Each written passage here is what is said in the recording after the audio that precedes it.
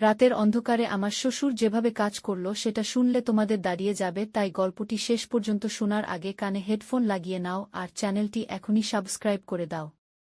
আমি রূপা, এই বাড়ির বউ।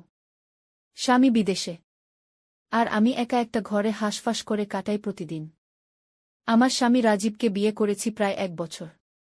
বিয়ের 2 মাস পরেই চলে গেছে মালয়েশিয়া, সেই থেকে এই ঘরে আমি একা। শুধু আছেন শ্বশুর। উনি আমার খুব যত্ন নেন, সবকিছুতেই খোঁজ রাখেন। আমি যেন একা বোধ না করি। চেষ্টা করেন সবসময় পাশে থাকতে। কিন্তু জানো, যতই কেউ যত্ন করুক, স্বামীর স্পর্শের অভাবটা কোথাও যেন থেকে যায়। কখনো রাতের বেলায় বালিশে মুখ লুকিয়ে কাঁদি, কখনো দিনের বেলায় চুপ করে বসে থাকি বারান্দায়। সেদিন বৃষ্টি পড়ছিল, আকাশ অন্ধকার। আমি রান্নাঘরে ছিলাম। হঠাৎ লোডশেডিং, সব অন্ধকার হয়ে গেল। মোমবাতি খুঁজছিলাম, তখন পেছন থেকে শ্বশুর এসে বললেন, রূপা মা এত অন্ধকারে একা কেন? আমি একটু চমকে তাকালাম। তখন উনি আমার হাতে মোমবাতি ধরিয়ে দিতে গিয়ে আমাদের আঙুল দুটো একসাথে ছুঁয়ে গেল। একটা হালকা শিহরণ যেন সারা গায়ে ছড়িয়ে পড়ল। চোখ তুলে দেখি, উনি চুপ করে তাকিয়ে আছেন আমার দিকে। কিছু বলতে পারছিলাম না, হৃৎপিণ্ড ধকধক করছিল। হঠাৎ উনি বললেন, তুমি খুব সাহসী মেয়ে রূপা। তোমার মতো বউ পেয়ে রাজীব খুব ভাগ্যবান। সেই কথা শুনে আমার চোখে পানি চলে এলো। আমি যে কতটা অভিমান নিয়ে দিন কাটাই সেটা হয়তো উনি বুঝতে পারছিলেন। আমার চোখের পানি দেখে উনি আমার দিকে এগিয়ে এলেন। আস্তে করে আমার কাঁধে হাত রাখলেন। আমি মাথা নামিয়ে ওনার বুকে মুখ গুজে দিলাম। জানি না কেন, কিন্তু ওই মুহূর্তে আমি আর নিজেকে আটকাতে পারিনি। ওই বুকটা আমার জন্য তখন মনে হচ্ছিল সবচেয়ে নিরাপদ জায়গা। আমরা বারান্দায় বসেছিলাম। বৃষ্টি তখন আরও জোরে নামছে। আমি হেলান দিয়েছিলাম শ্বশুরমশাইয়ের কাঁধে। ওনার হাতে আমার হাত শুধু ধরা ছিল, একটুও না ছেড়ে। হঠাৎ হালকা বাতাসে আমার চুল উড়ে এসে ওনার গালে লাগল। উনি চুল সরিয়ে দিতে গিয়ে এক মুহূর্ত থেমে গেলেন। আমাদের চোখাচোখি হল। তাকিয়ে রইলাম দুজনেই। আমি জানি এই অনুভূতি স্বাভাবিক নয়, কিন্তু আমি চাইছিলাম কেউ আমায় একটু ছুঁয়ে দেখুক, ভালোবাসুক, জড়িয়ে ধরুক। তখন উনি ধীরে ধীরে আমার কপালে একটা চুমু খেয়ে বললেন, তুমি একা নও রূপা, আমি পাশে আছি। আমার চোখ বুজে এলো। এই আশ্বাসটুকুই তো আমি এতদিন ধরে চাইছিলাম। রাতটা তখন গভীর হচ্ছিল। আমরা একসাথে বসেই ছিলাম। কোনো কথা নেই, শুধু নিঃশব্দ একটা টান, যেটা ক্রমে আরও গভীর হচ্ছিল। পরদিন সকালে ঘুম থেকে উঠে দেখি, উনি আমার জন্য নাস্তার প্লেটে আমার প্রিয় লুচি আর আলুর তরকারি দিয়ে গেছেন। তখন মনে হচ্ছিল, আমি যেন কাউকে আবার নতুন করে পেয়েছি। সন্ধ্যায় আবার লোডশেডিং, আবার সেই অন্ধকার। আমি নিজেই বারান্দায় গিয়ে বসি। কিছুক্ষণ পর উনি পাশে এসে বসেন। আমার দিকে তাকিয়ে মুচকি হাসেন। এইবার আমি হাতটা বাড়িয়ে ওনার হাতে রাখি। উনি চমকে ওঠেন না, বরং ওনার আঙুল দিয়ে আমার আঙুল আলতো করে স্পর্শ করেন। আমার গালটা তখন গরম হয়ে উঠছিল। হৃৎপিণ্ড যেন বাইরে চলে আসবে এমন অবস্থা। তখন হঠাৎ আমি নিজেই ওনার বুকে মুখ গুজে বলি, আমি খুব একা সূর্যি। আপনার কাঁধে মাথা রাখলেই শান্তি পাই। উনি আর কিছু বলেন না, শুধু আস্তে করে আমার কপালে আর গালে ছোট্ট করে এক একটা চুমু খান। আমি চোখ বুজে নিই, আর নিজেকে ছেড়ে দিই সেই নিষিদ্ধ আবেগের জোয়ারেই। সেদিন রাতে ওনার বুকে মুখ গুজে আমি যেন নতুন এক শান্তি পেয়েছিলাম। শুধু একটা অনুভূতি, যা ব্যাখ্যা করা যায় না। ওনার গায়ে থাকা সেই হালকা গন্ধ, আর ওনার কপালের স্পর্শে আমি ভুলে গিয়েছিলাম আমার স্বামীর অস্তিত্ব। সকালবেলা ঘুম ভাঙল হালকা আলো। চোখ খুলে দেখি আমি নিজের ঘরে, কিন্তু আমার শরীরে তখনও ওনার আলতো স্পর্শের অনুভব রয়ে গেছে। মনে হচ্ছিল কেউ যেন আমাকে আদর করে রেখে গেছে। আমি উঠে রান্নাঘরে গেলাম। চা বানাচ্ছি। তখনই উনি এসে পেছন থেকে বলে উঠলেন, রূপা, চা আমায় একটু আগে দেবে তো? আমি হেসে বললাম, চুপচাপ বসে থাকুন বাবা, আপনার জন্যই তো সব করছি। ওনার মুখে একটা প্রশান্তির হাসি। আমি ওনাকে চা দিলাম। উনি কাপটা ধরতে গিয়ে আবার আমার আঙুল ছুঁয়ে ফেললেন। এই ছোঁয়াগুলো এখন আর আমাকে অস্বস্তি দেয় না, বরং এক ধরনের শান্তি এনে দেয়। চুপচাপ ওনার পাশে বসে আমি চা খাচ্ছিলাম। হঠাৎ উনি আমার মুখের দিকে তাকিয়ে বললেন, তুমি খুব সুন্দর রূপা। তোমার হাসি আমার মন ভালো করে দেয়া। আমি কিছু বলিনি, শুধু চা খেতেই থাকলাম। কিন্তু ভিতরে ভিতরে সেই প্রশংসায় আমার মুখটা গরম হয়ে উঠল। হৃদয়ে যেন একটা মিষ্টি ঝড় বইল। সেদিন দুপুরে ঘুমোতে গিয়েছিলাম। ঘুমটা গভীর ছিল। হঠাৎ অনুভব করলাম কেউ যেন আমার কপালে হাত রাখছে। চোখ মেলেই দেখি উনি দাঁড়িয়ে, চোখে মায়া, চোখে কোমল দৃষ্টি। উনি ধীরে ধীরে আমার গালে হাত বুলিয়ে বললেন, তুমি জানো রূপা, তুমি আমার জীবনে এক নতুন আলো নিয়ে এসেছ। তুমি হাসলে আমি বাঁচি। আমি থেমে গেলাম। জানি এটা ভুল। জানি সমাজ এটাকে মানবে না। কিন্তু আমার মন কিছুতেই মানছিল না। আমি ওনার হাতটা ধরে বললাম, তুমি আমার প্রিয় মানুষ হয়ে উঠছ বাবা। আমার একাকিত্বে তুমি আমার প্রিয়তম হয়ে উঠছ। আমার কথায় ওনার চোখ যেন ভরে উঠল জলে। উনি আমার হাতটা নিজের বুকে এনে রাখলেন। বললেন, আমার ছেলের বউ হয়ে এসেছিলে, কিন্তু তুমি এখন আমার হৃদয়ের আশ্রয়। ওই মুহূর্তে আমি আর কিছু ভাবিনি। চুপচাপ উঠে ওনার বুকের মধ্যে জায়গা করে নিয়েছিলাম। ওনার বুকটা ছিল শক্ত, কিন্তু সেই জায়গাটা আমার জন্য ছিল যেন পৃথিবীর সবচেয়ে কোমল আশ্রয়। আমরা কিছুক্ষণ একে অপরকে জড়িয়ে বসেছিলাম। ওনার ঠোঁট এসে ছুঁয়ে গেল আমার কপাল। আমার চুলে ওনার আঙুল ঘুরছিল। আর আমার চোখে মুখে ওনার স্পর্শ যেন ভালোবাসার কথা বলে যাচ্ছিল। সন্ধ্যায় আমরা একসাথে রান্নাঘরে। আমি ভাত দিচ্ছিলাম। উনি পেছন থেকে এসে আমার কোমরে হাত রাখলেন। আমি চমকে উঠিনি, বরং হেসে বললাম, আপনি না খুব দুষ্টু হয়ে যাচ্ছেন বাবা। উনি হেসে বললেন, তোমার এই হাসি আমি সারা জীবন দেখতে চাই রূপা। আমার মনে হচ্ছিল আমি কোনো সিনেমার নায়িকা। আর উনি সেই প্রাপ্তবয়স্ক প্রেমের নায়ক, যার চোখে শুধুই আমার জন্য অনুভূতি। রাত নামল, চাঁদ উঠল। আমি বারান্দায় দাঁড়িয়ে চাঁদ দেখছিলাম। পেছন থেকে এসে উনি আমার গলা জড়িয়ে ধরলেন। আমি চোখ বন্ধ করে ফেললাম। ওনার বুক আমার পিঠে, ওনার ঠোঁট আমার কানের কাছে। আর উনি আস্তে করে ফিসফিস করে বললেন, আমি ভালোবেসে ফেলেছি তোমায় রূপা। ভীষণ ভালোবেসেছি। আমার ঠোঁটে একটা কাঁপুনি এলো।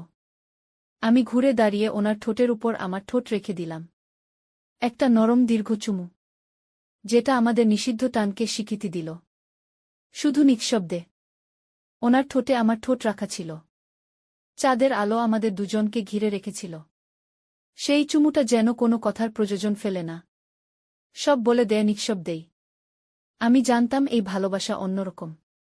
সমাজের চোখে ভুল, কিন্তু হৃদয়ে এটা ছিল আমার সত্যি। আমার উনি শুধু আমার সুর নয়, আমার ভালোবাসার মানুষ। সেই রাতে আমরা বারান্দায় বসে একে অপরকে জড়িয়েছিলাম। আমি ওনার বুকের উপর মাথা রেখেছিলাম। উনি আমার চুলে হাত বুলাচ্ছিলেন। হালকা গায়ে হাত রেখে ফিসফিস করে বললেন, তুমি জানো রূপা, তোমার গায়ের গন্ধটা আমার মন শান্ত করে দেয়। আমি হেসে বললাম, তাহলে আপনি আমার গন্ধেই থাকুন সবসময়।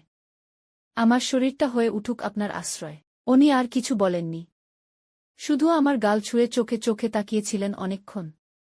সকালে উঠে আমার মনে হচ্ছিল আমি নতুন কেউ হয়ে গেছি। একটা অন্যরকম শক্তি যেন আমায় ঘিরে রেখেছে। আমি গুনগুন করে গান গাইছিলাম রান্না করতে করতে।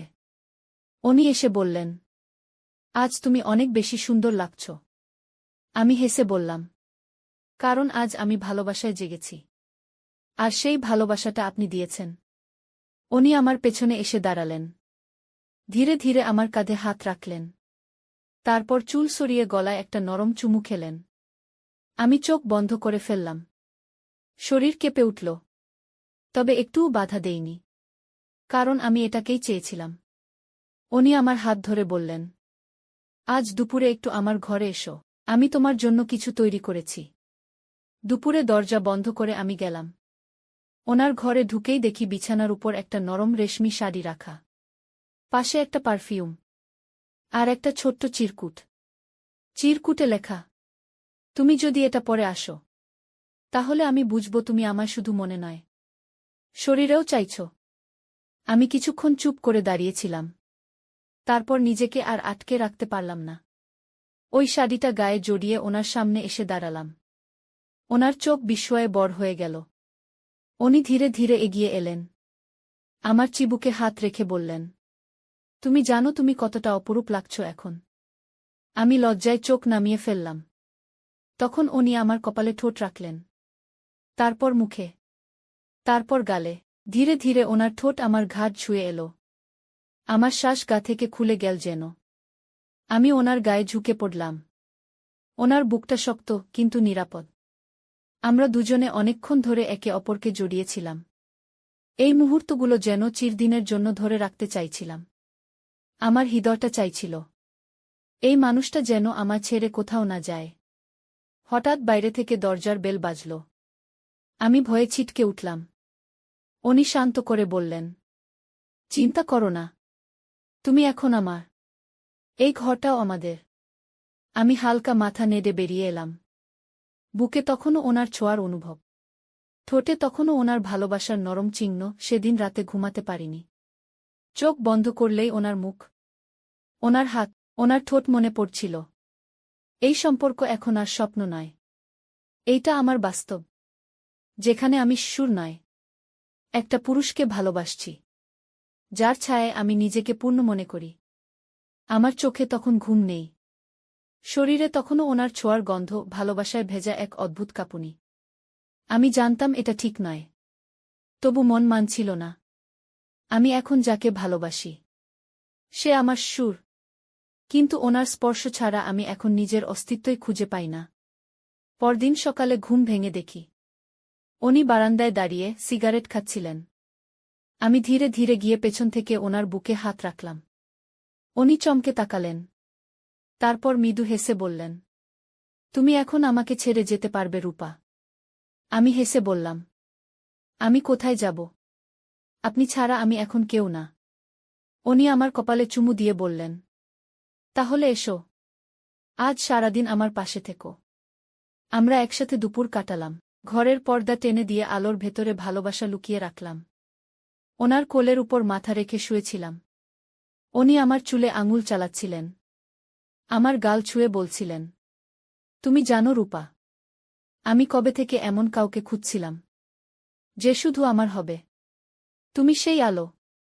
আমি চোখ বন্ধ করে শুধু ওনার শব্দগুলো শুনছিলাম, যেন প্রতিটা শব্দ আমাকে শক্ত করে আঁকড়ে ধরছিল। কিন্তু বিকেলের দিকে হঠাৎ এক ফোন আসল। রাজীবের ফোন। আমার স্বামী। ও বলল, আমি টিকিট কেটে ফেলেছি, এই সপ্তাহেই ফিরে আসছি। আমি কিছুক্ষণ চুপ করে থাকলাম। শুধু বললাম, আচ্ছা। কল কেটে দিয়ে আমি চুপ করে বসেছিলাম অনেকক্ষণ। মনে হচ্ছিল একটা ঝড় এসে আমাদের সম্পর্কটাকে উড়িয়ে নিয়ে যাবে। রাতের খাবারের সময় আমি আর কিছু খেতে পারছিলাম না। উনি বুঝে ফেললেন। ধীরে ধীরে আমার পাশে এসে বসে বললেন, ফিরছে রাজীব। তাই তো। আমি মাথা নাড়লাম। উনি আমার গালে হাত বুলিয়ে বললেন, তুমি যদি বলো, আমি ওকে সব বলবো। তুমি আমার পাশে থাকলে আমি কাউকে ভয় পাই না। আমি কেঁপে উঠলাম। বললাম, না প্লিজ, এই ভালোবাসাটাকে আমাদের মধ্যে রাখি। এইটুকু সম্পর্কই আমার জীবনের সবচেয়ে বড় সুখ। উনি আমায় বুকে টেনে নিলেন। চোখের জল মুছে দিয়ে বললেন, তাহলে আজ রাতে শুধু আমার হয়ে থাকো। আর কিছু চাই না। সেই রাতটা আমাদের জীবনের শেষ রাত ছিল। আমরা জড়িয়েছিলাম নিঃশব্দে। কোনো শব্দ ছিল না, শুধু ছিল চোখে চোখ রাখা, ঠোঁটে ঠোঁট ছোঁয়ানো। তাকিয়েছিল। আর আমি শুধু ওনাকে অনুভব করছিলাম। শেষবারের মতো। সেই রাতটাই আমাদের একান্ত সময় ছিল। সকালবেলা আমি ঘুম থেকে উঠলাম। ওনার পাশে আর কাউকে পেলাম না। শুধু টেবিলের উপর রাখা ছিল একটা চিঠি। আর একটা সাদা ফুল। চিঠিতে লেখা ছিল, রূপা, আমি জানি তুমি আমায় ভালোবেসেছ। আমিও তোমায়। কিন্তু আমার ভালোবাসা তোমায় কষ্ট দিক এটা চাই না। রাজীব আসছে। তোমরা সুখী হও। আর আমার জন্য দোয়া করো। আমি চলে যাচ্ছি। আমি সেই চিঠিটা বুকে চেপে ধরে কাঁদছিলাম। চিৎকার করে বলতেও পারছিলাম না। শুধু মনে হচ্ছিল বুকটা ফেটে যাবে। উনি সত্যিই চলে গেছেন। কারো কিছু না বলে শুধু আমায় এক বুক ভালোবাসা দিয়ে সেদিন সন্ধ্যায় রাজীব এলো। আমি চোখ লুকিয়ে রাখলাম। ও বলল, তুমি ঠিক আছো তো? মনে হচ্ছে কেমন যেন চুপচাপ। আমি মাথা নেড়ে বললাম, ভালো আছি। শুধু একটু ক্লান্ত। রাজীব বুঝতে পারেনি কিছু, কিন্তু আমার হৃদয়ের ভিতরটা জানত। আমি আজও একজন মানুষকে ভালোবাসি, যে আর আমার জীবনে নেই। মধুসূদন বাবু মানে আমার শ্বশুর আর কখনো ফিরে আসেননি। শুধু মাঝে মাঝে পোস্ট অফিসে একটা চিঠি আসে। নাম নেই, ঠিকানা নেই, শুধু লেখা থাকে, আমি ভালো আছি। তুমি তো ভালো আছো, তাই তো? আমি সেই চিঠিগুলো এখনো লুকিয়ে রাখি একটা বাক্সে, যেখানে আমি আমার ভালোবাসা লুকিয়ে রেখেছি। আমার জীবন এখন অন্যরকম। বাইরে আমি একজন বউ, মাঝে মাঝে মা হব নিশ্চয়, কিন্তু ভিতরে ভিতরে আমি এখনো মধুসূদনের সেই এক রাতের প্রেমিকা, যার ভালোবাসা ছিল সত্যি, যা আজও নিঃশব্দে বেঁচে আছে আমার হৃদয়ে।